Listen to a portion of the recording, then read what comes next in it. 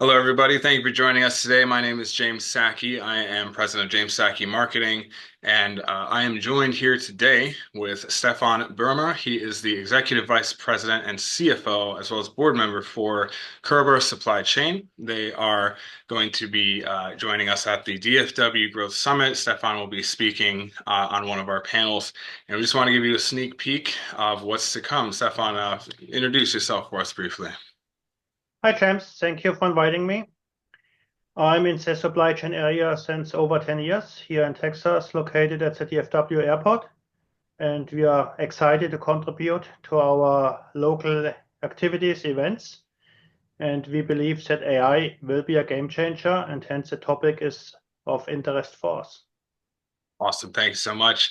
And thank you again for being here. We really do appreciate it. So if you're ready, we'll get right to it. So we'll be talking about digital transformation. And with that, Stefan, I want to ask you, what's the most surprising way you've seen AI improve operational efficiency in your business? Sure. The most surprising way for me is on the external side, predictive maintenance, where we can leverage AI for our customers to reduce downtime, reduce spare part consumption for our equipment. The key is not just to read the data, but to interpret the data and take the right action. Internally, there's, for example, a good use case in reading legal contracts. AI can summarize very fast hundreds of pages and highlight the critical portions of it. Yeah, for sure. It's that I too have been able to utilize AI for similar purposes, so I definitely can appreciate that. Um, what's a common misconception about using AI for operational excellence that you'd like to debunk? Mhm. It's a good point. I always hear the concern that AI replaces human beings. I believe in reality that's far-fetched.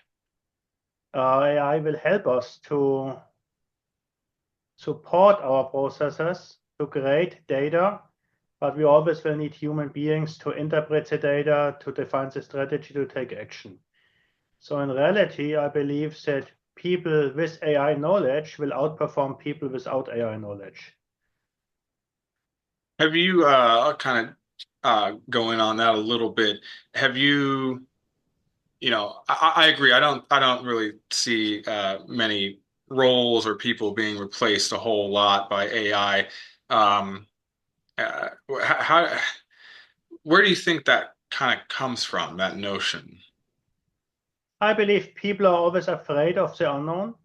If you go back, the same discussion happened when computers came out first.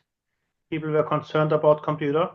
If you go further back, cars, people were concerned about cars and the risk of cars. So I think that's normal whenever new technologies get introduced. Yeah, And key is to get people up to speed, to take people along. It's an AI literature journey, and also to influence our universities and schools to prepare our students for the future. yeah, yeah, right on. I agree for sure. I think it's more about enhancing our efficiency and making life easier for everybody.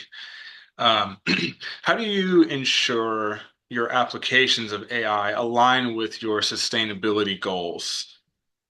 I mean, sustainability is the overall goal. AI is a tool to achieve it. And you can achieve that by focusing on customer needs or also internally. Internally, AI is great to manage, for example, energy consumption, waste management. You can reduce waste with AI-focused processes. You can reduce your energy consumption with targeted tools. The key here for me is again to use existing tools from the market. It's a niche market. We don't have to develop that by ourselves. It's not our core technology.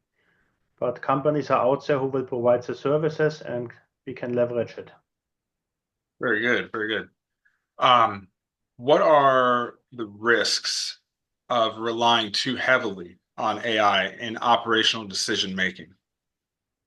I mean, that's a general discussion right now, I believe, in the US as well in Texas. The risk of AI is first the bias. How can we prove that the AI tool is without any bias? Normally it responds to what it was taught, what it's learning, and yeah, we need to account for that. Depending how you phrase requests, the context is sometimes missing. So you might get wrong answers, which you have then to understand, which also means too much automation is a significant risk for our company because you lose a human touch, you lose a reality. So what we believe we have to do is we have to balance AI with human work and leverage it to simplify our work without giving up the strategic points of view. We have to keep in touch with the overall context, with the strategy. We have to make sure the results from any AI tool are reasonable, make sense.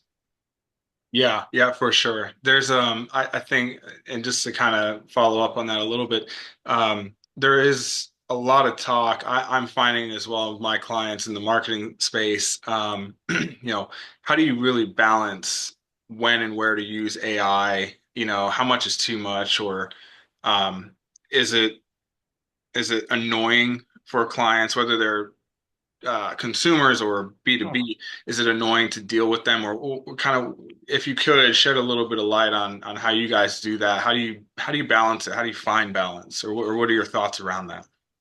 I mean, we first tried to develop AI solutions on ourselves, which we realized quickly is expensive and very time consuming.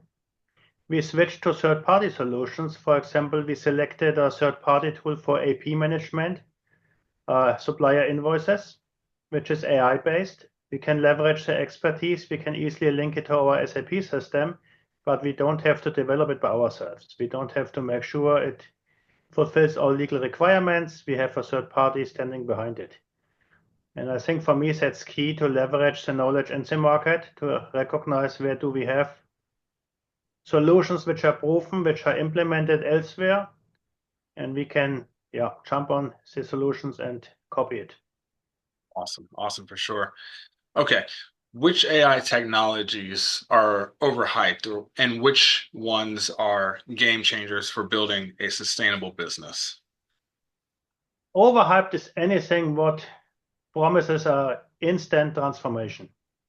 Yeah. I think AI is complex. If you look at the consulting market for AI, it's huge, which means it's not a plug and play. Yep. So you need to have time.